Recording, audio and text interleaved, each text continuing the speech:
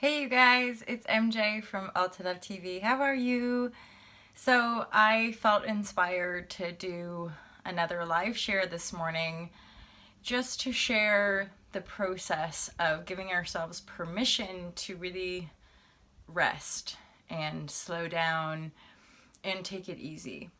And ultimately, a lot of people on like the yoga journey will understand this, that over the months and the years that we continue to practice this yoga, we start to really see and feel and sense, hi John, the importance of relaxation as a practice. And in yoga, and I've mentioned this before, and I mention it in Spirituality Simplified, but in yoga, we always practice shavasana at the end, which is called corpse pose, or translates as corpse pose. And so that, to me, is such a direct teaching of, you know, the essence of what this practice is trying to teach us. It's to die to the illusion, which is the essence, of course, of our rebirth and transformation, that we no longer allow ourselves to be dictated to and controlled by and sort of pushed and pulled and swayed by the external reality. We die to the external reality and we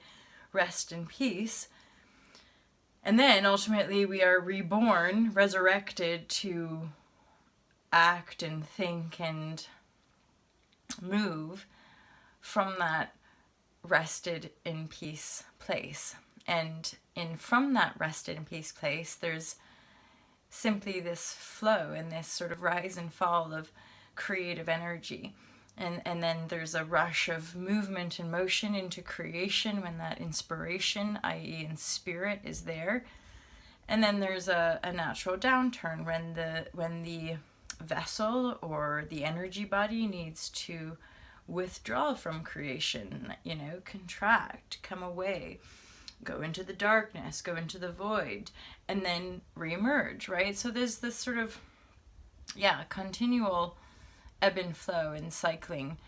And it's part of the Fearless Life Guide. Yes, John, nice one to kind of connect right here and in rest mode. It's been a dreary week here in England, certainly where I am in England, and there's lots of rain and it's still quite cold, and there's a lot of people that are edgy and sensitive, and I feel that there's the intuitive capacity in so many of us that's sort of like, you know, like what's going on? There's this sort of still marching through the unknown, and yet we're opening up and delayering and moving into these sort of greater, more expansive, more awesome, basically, energies and expectation, and as far as just this very general, beautiful imagination, like the paradise vibes, and, you know, hanging out on beaches and meeting up and singing songs and sharing and stuff. Right, and then there's the contraction, and there's time to reflect and to breathe and to sit with. And the most, I guess, important thing, and when I come to share something that I personally am feeling like is really useful, it's that, I guess it's acknowledging how far I've come, where I actually canceled plans today. And I'm not personally, this is a really, really good friend and like a bestie, so it's totally ebb and flow. And it's, and so I know it's okay, but at the same time, I knew over the cycles of this outworking, I would often wrestle with not wanting to do something, or wrestle with not feeling, or you know, I should do this or I should do that. And I just got the impulse. I thought, you know, I have a full day off because a regular client also wasn't able to have a session today. So I thought, wow, I've just gotten a totally free and clear day, and it's kind of wet and gray out there, and it's still cold, and I'm thinking, yeah, I'll just like rest and noodle. And I've got my journal, and I've just had me a really lovely superfood smoothie, and I may potter through some work. I might rest a lot in my bed today. I might go to the shops. Might have a few little chit chats with some friends in different parts of the world, and then have a really early night and maybe get a bit cleaning done because I've got to get my flat ready. But you know, just, and again, it's sharing this because it was not like this. Like, life was not ever like this. I used to just be like having to fill up my days full of activities and things to do, and like that became so pressurized, like being super full and busy and exercise and planning meals and having meetings and going to classes and like getting, you know, like just back to back to back to back. And no wonder there's so much anxiety and depression, because everyone's exhausted. Because to me, I am aware of the journey I've been on, and actually, in honesty, not to like put people down, and I'm aware of the acceleration, but this stuff can take a little practice and a little time to actually be able to really luxuriate rest and not feel guilty and not, you know, not have to like, I don't know, even be busy in the resting kind of thing. It's just that. It's that ability to really drop into it. We have enough time. Right. Well, and this is the bridge, isn't it, truly into timelessness, because that's not even a concept or a thing. It's like the fear of death. There's no chasing the experience of time, because we're in eternal void. We're in the infinity. We're in like in the presence field of the perpetual unfolding experience, you know? So it's like there is no limit. So there's nothing that we need to rush to get done. And so it's like, what do I feel like doing today? Ooh, I feel like snuggling into my bed today and just, you know, what did I have? A smoothie. And I'm thinking about like some nibbles that I've got in my house and some YouTube videos that I want to catch up on. And ultimately, in a way, what it came down to was that I just didn't really fancy driving today, because I live quite remotely. So whenever I go about, I drive for at least sort of like, you know, it takes half an hour really to get to the next nearest town. So every jaunt to go do something is at least an hour in the car, if not more. So some days there's just this feeling for me of not wanting to drive. For sure, that's a huge piece, isn't it, John? Like, just all those little cajoles and knocks about just being present in your totality. It's like, okay, breathe, rest, relax. And it's amazing how much, how really truly taking our attention off of like the problem and resting, the creative solution just arrives. There's no, and in fact, as I express that, I'm realizing, yeah, I have very little doubt about that sort of stuff anymore, because it's been this intuitive flow for so long that I'm like, oh no, just trust. Like, it, and that's why it triggers us, because our natural propensity to desire the control via the mental, our thoughts, i.e. our thought and or our personal egoic projection of what we think we should be doing, and then the disparity of like living on flow and like the natural timing of manifestation, right?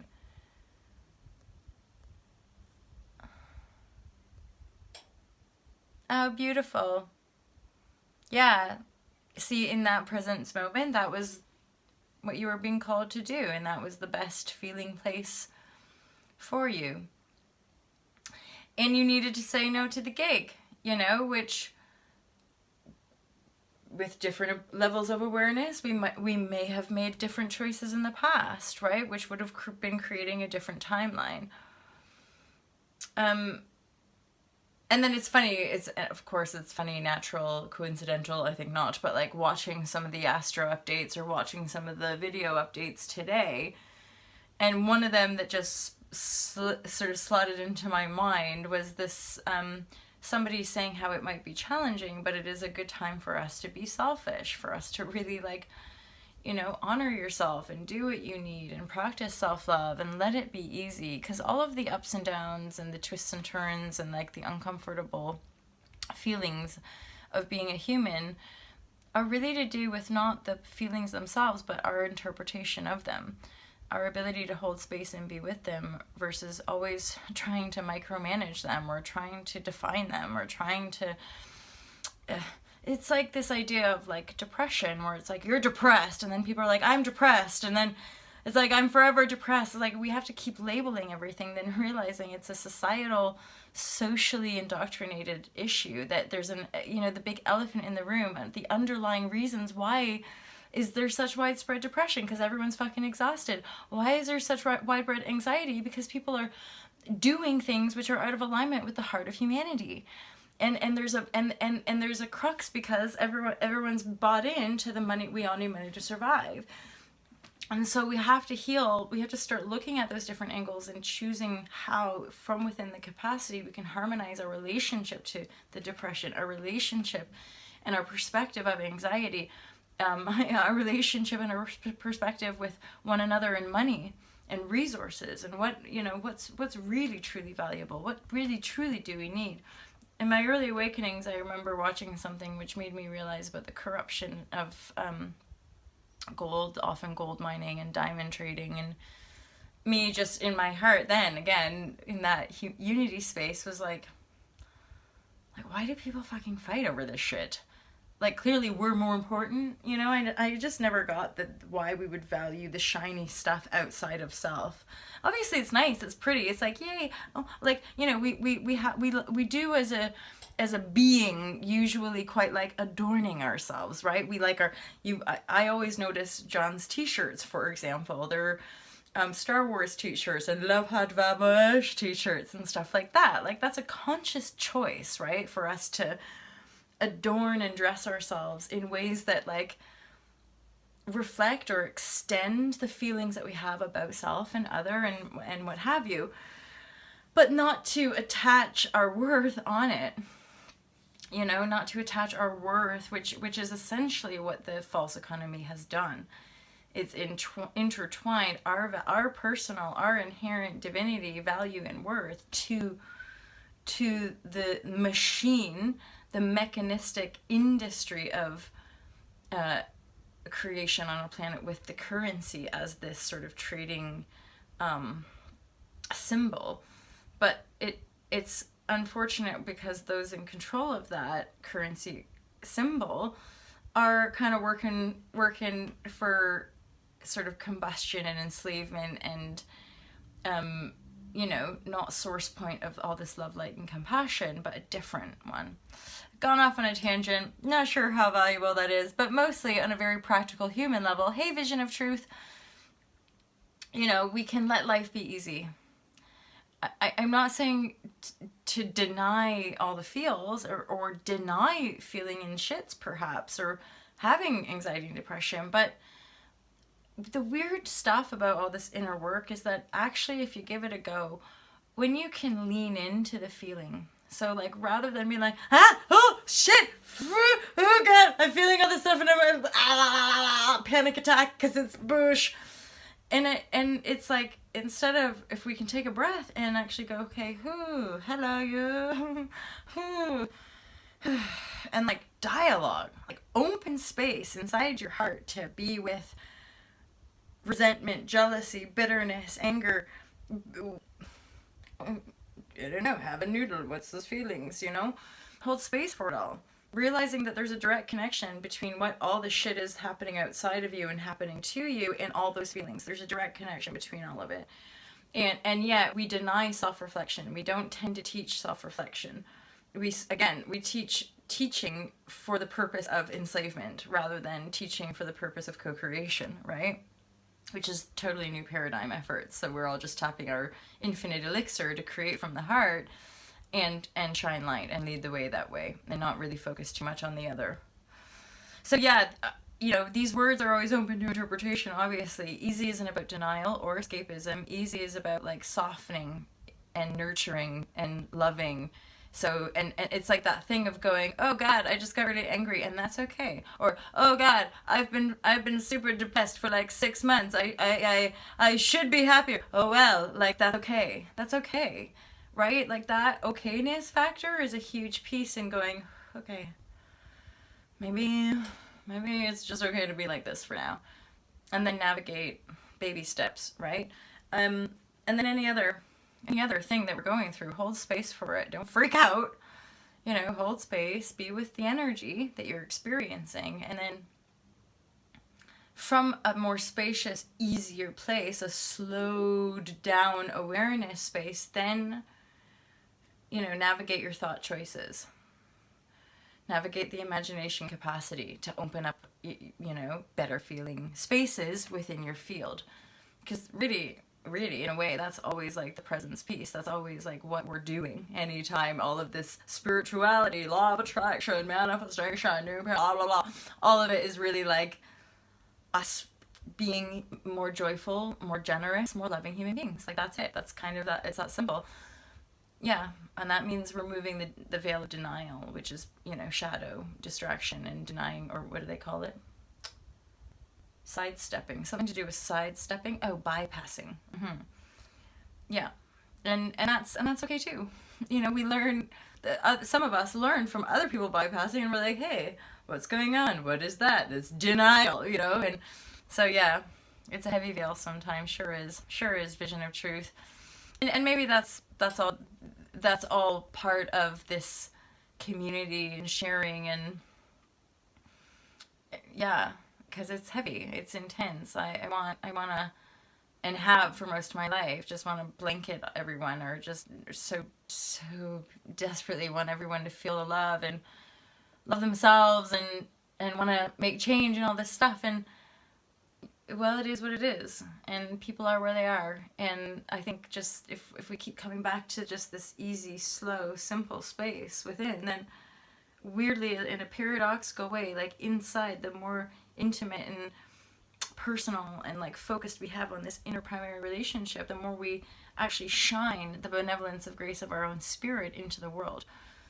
It makes sense in my weird mathematical sense of feeling into creation on a quantum level, you know, via the human intellectual capacity to understand what we are and what's going on here, right? And like my phone's flashing saying low battery, and I just got a little slight emotion vibration. And this is just, I'm just gonna finish it here, right? Because I'm feeling it again, where I'm like, whew, and like the way emotions are moving through is shifted. And something in the last probably just 3 to 6 months, I've noticed the quality of the water that is released from my tears has changed. I can't quite it feels more like real or something. The water, it feels more gushy somehow. I don't know. It's a very funny thing. Maybe I'm just experiencing it slightly different. So, and that is a bit of a reflection to me of how like the crystalline structure, like the water, the fluid body, as a intermingling of the electrical body and all the other bodies, that it's like really like the waters are morphing. Ooh, that's actually really exciting. There's lots to noodle with, I'm sure. Vision of Truth and John Beanie, so good to see you guys. I so get excited when like I do a double share and then more people come up. Oh, lovely. It has crystalline hair. Amazing. Yeah, I'm sure. Well, I've come across that over the last maybe few years. It's just the people who show you like where the crystals are reflecting off of their skin. And I think I have seen the hair one as well. Anyway, guys, have a great day. Thank you so much for being here. I love you loads. Have a great day, you guys. Peace out.